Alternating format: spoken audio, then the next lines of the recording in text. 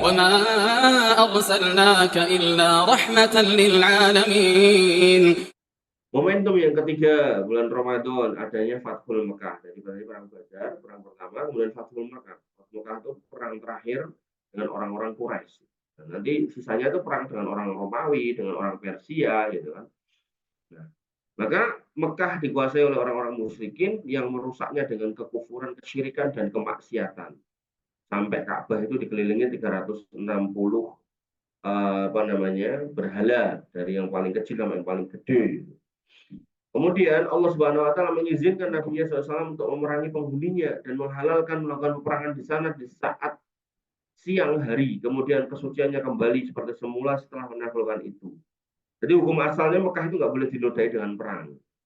Nah, walaupun ada orang kafir Quraisy, tapi kemudian Nabi SAW minta izin dan kemudian diizinkan untuk memerangi mereka karena memang ya apa yang mereka lakukan sudah mengotori kesucian Mekah. Maka Nabi SAW menaklukkan Mekah pada hari Jumat 20 Ramadan tahun 8 Hijriah. Jadi kalau Badar tadi 2 Hijriah, ya 6 tahun kemudian, gitu kan, 8 Hijriahnya tanggal 20, Nabi SAW mendapatkan kemenangan Fathul Mekah. Inna fatahna laka fatham mubina. Hingga beliau berdiri di pintu Ka'bah dan bangsa Quraisy di bawahnya menyaksikan apa yang akan diperlakukan kepada mereka. Jadi mereka itu sudah siap menerima hukuman atas perlawanan mereka kepada Rasulullah SAW. Tapi apakah Rasul memenggal mereka? Enggak. Nabi malah mengatakan apa? Wahai Quraisy, apa menurut kalian yang akan aku lakukan terhadap kalian? Gitu kan. Nah, mereka pun menjawab kebaikan. Sebagai saudara kami yang pemurah dan putra saudara kami yang pemurah. Jadi mereka mengemis kemurahan hati Nabi SAW. Nabi pun mengatakan apa? Pergilah kalian dibebaskan.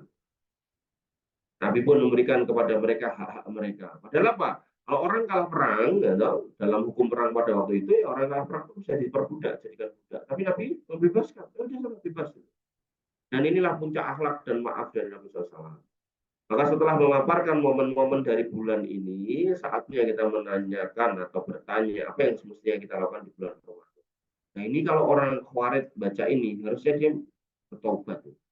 Orang Khawarij itu awal munculnya itu adalah bagaimana kemudian Ali radhiyallahu anhu diminta untuk menuntut keadilan. Kemudian jika tidak terjadi peperangan antara dua kelompok kaum muslimin, dan mereka nggak ridho gitu. Mereka ingin pihak yang kalah yaitu Muawiyah itu dihukum mati juga.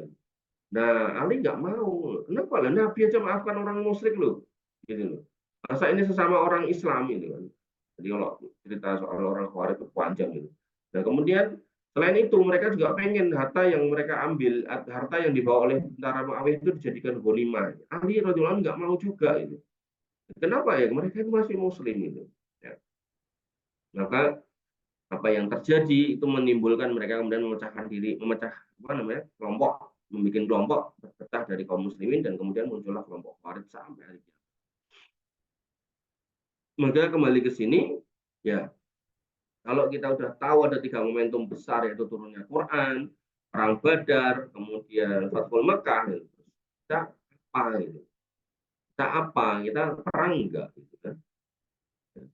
Menerima wahyu Quran ya enggak. Maksudnya Quran udah ada gitu kan. Kita enggak kemudian mengikuti perjalanan turunnya Quran. Kita sudah dapat Quran utuh. Gitu. Maka setelah mengabarkan ini kita bertanya, yuk kita ngapain tuh di Ramadan? Yang kita lakukan di bulan yang penuh berkah ini bisa perkara yang wajib maupun yang sunnah, mandub atau mustahab. Yang wajib tentu adalah puasa, yang mandubnya adalah sholat malam.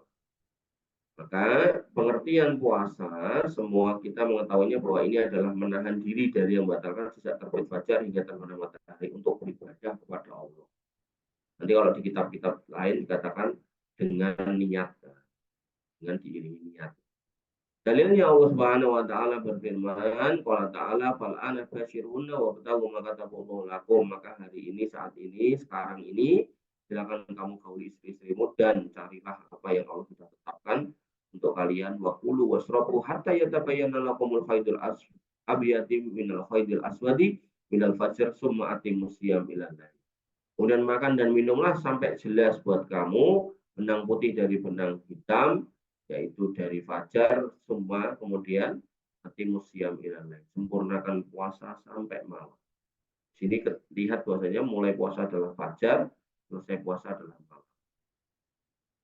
Tujuan dari puasa bukanlah untuk membiasakan diri menahan haus, lapar, dan tahan. Tapi ini loh, melatih jiwa meninggalkan apa yang dicintai demi mengharap ridho yang dicintai.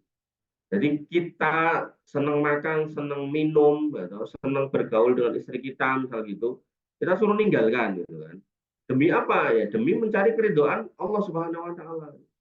Kalau yang makan, minum, dan menggauli istri aja kita suruh ninggalkan, maka kalau itu makanan haram, minuman haram, bahkan wanita yang bukan istri kita, ya itu tuh suruh ninggalkan gitu.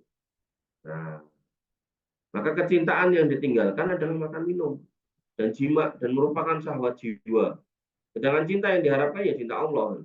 Maka kita harusnya menghadirkan niat ini bahwa kita meninggalkan membatal puasa untuk mengharap ridho Allah. Jadi puasa bukan buat riak-riaan, bukan buat pamer-pameran, bukan buat gagah-gagahan, untuk melatih jiwa. Gitu. Kalau makan yang halal aja nggak boleh, ya berarti yang haram tambah nggak boleh. Kalau minum yang halal aja nggak boleh, maka minum yang haram tambah nggak boleh. Gitu loh. Kalau istri sah aja nggak boleh digauli, didekati gitu kan, didekati dalam artian dijimai gitu kan, maka ya yang bukan istrinya ya tambah nggak boleh. Nah ini yang harus kita pahami. Maka hikmah dari diwajibkannya puasa pada umat ini telah Allah jelaskan dalam kitabnya. Allah Ta'ala ya ayyuhalladzina amanu kutiba alaikumusiyam kama kutiba alal ladzina min qablikum la'allakum tattaqun. Orang-orang yang beriman diwajibkan buat kamu puasa sebagaimana umat dulu diwajibkan juga puasa. La'allakum tattaqun, agar jiwamu itu terlatih untuk jadi orang takwa, orang manut. Kata la'alla dalam ayat ini maksudnya adalah taklil, yaitu agar bertakwa kepada Allah sehingga meninggalkan yang diharamkan Allah dan menjalankan yang diwajibkan. Artinya kalau kita yang halal aja kita siap ninggalin, apalagi yang haram kan harusnya gitu. Kalau kemudian yang dibolehkan dimakan aja kita tinggalin, maka yang haram ya harus lebih siap lagi. Ya, jadi kalau kemudian orang yang paham benar makna takwa, ya, ketika dia sudah bisa meninggalkan es teh, maka untuk meninggalkan khamr lebih mudah lagi gitu. Gitu. Jangan dibalik-balik gitu. Ya, senangnya mabuk, pas puasa puasa, bukannya ya, dengan minuman keras ini salah.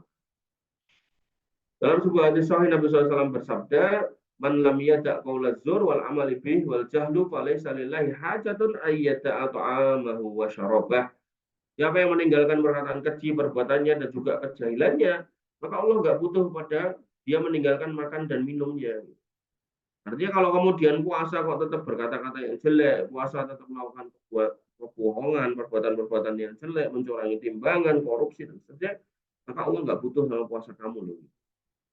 Maksudnya Allah bukan ingin kita meninggalkan makan minum. Jadi nggak cuma sekedar kamu jangan makan, jangan minum, bukan. Tapi Allah ingin kita meninggalkan perkataan keji dan perbuatan yang bodoh. Oleh karena itu disunahkan bagi yang berpuasa jika dicela untuk mengatakan ini so'imun, aku sedang puasa.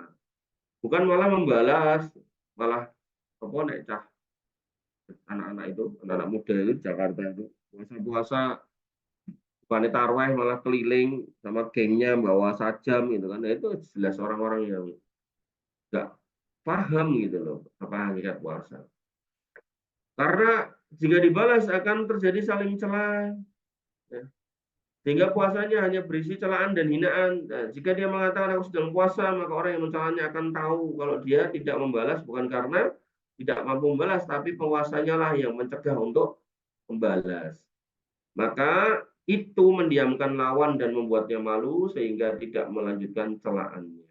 Jadi orang itu kadang dia akan balas karena kita balas. Nah, kalau kita diam kadang dia diam. Makanya kalau orang itu komentar aneh-aneh sudah diam aja. Parah lagi ini yang dicela ini guru ngaji, yang dicela ini seorang pendakwah, seorang ustaz, gitu kan. Nah, makanya lebih parah lagi. Kayak Nabi Allah Subhanahu wa taala mengingatkan ya ayyuhalladzina amanu la takunu kalladzina adaw Musa fa farra'ahu Allah mimma qalu wa kana indallahi wajiha. Orang-orang beriman jangan kamu menyakiti Musa. Jangan kamu menjadi seperti orang-orang yang menyakiti Musa. Musa itu kan pendakwah, Musa itu kan nabi, rasul gitu kan. Pendakwah kepada orang-orang Israel, Bani Israel, tapi disakiti dengan tuduhan-tuduhan palsu apa tuh? Kulitnya kudikan lah segala macam. Babarahullah. Kemudian Allah tunjukkan kuasanya dan Musa terbebas dari tuduhan itu. Jadi Musa mandi di sungai, bajunya taruh di batu, batunya jalan ke arah orang-orang Quraisy gitu. Yang suka gunjing kalau Musa itu pakai baju tertutup karena punya penyakit kulit. Begitu Musa mengejar batunya, batunya berhenti di depan orang-orang Quraisy yang suka menggunjingnya. Dan orang-orang Quraisy itu melihat Musa dalam kondisi nggak pakai baju, alaihissalam, dengan kulit yang bagus, dengan badan yang bagus. Dan mereka akhirnya tersadar kalau mereka itu selama ini memfitnah. Allah, Musa kemudian dibebaskan oleh Allah Subhanahu wa taala wa kana indallahi wajiha, dan Musa di mata Allah Subhanahu wa taala tetap menjadi rasul yang mulia gitu. Nah, jadi jangan sampai ya kita kemudian mencela guru ngaji, guru TPA, ya ustadz, kiai, gus gitu kan dengan sebab-sebab yang nggak dibenarkan gitu. Ya. Artinya dia nggak ada kesalahan kok dicaci maki, nggak ada kesalahan kok dihina-hina. Ya, tapi kalau kemudian ada kesalahan ya bisalah kita kritik, kita memberikan masukan bisa. Allah wa iyyakum. Kemudian ya itulah hikmah diwajibkannya puasa. Karenanya sudah sepatutnya kita itu berupaya melaksanakan ketaatan seperti zikir, tuh, yang dilakukan nih, baca Quran, sholat, sedekah, berbuat baik kepada sesama, bermuka ceria, lapang dada, berakhlak terpuji, serta apapun yang dapat mendidik diri kita. Maka jika seorang muslim konsisten dalam keadaan demikian selama sebulan, diharapkan akan muncul pengaruh dan sebelum usai bulan keadaannya sudah berubah membaik. Ini makanya ini edukasi akhlakiyah dari Allah Subhanahu wa taala. Ya, jadi orang Islam yang paham benar itu hakikat puasa dan menjalani dengan benar, harusnya di negeri Indonesia ini yang mayoritas Islam itu jadi baik. Tapi faktanya gitu, yang kita lihat ya toh, karena jalanan macet gitu kan, karena macam-macam kita akhirnya di jalan mereka kemudian berantem segala macam. Ya akhirnya ya tiap tahun ada puasa ya nggak terlalu signifikan perubahannya di masyarakat. Ya. Maka karena disyariatkan pada akhir bulan untuk mengeluarkan zakat fitrah sebagai penyempurna pembersih dirinya, maka jiwa dapat dibersihkan dengan mengerjakan ketaatan dan meninggalkan perkara haram, juga dibersihkan dengan pengorbanan harta sehingga pengorbanan harta disebut zakat ataupun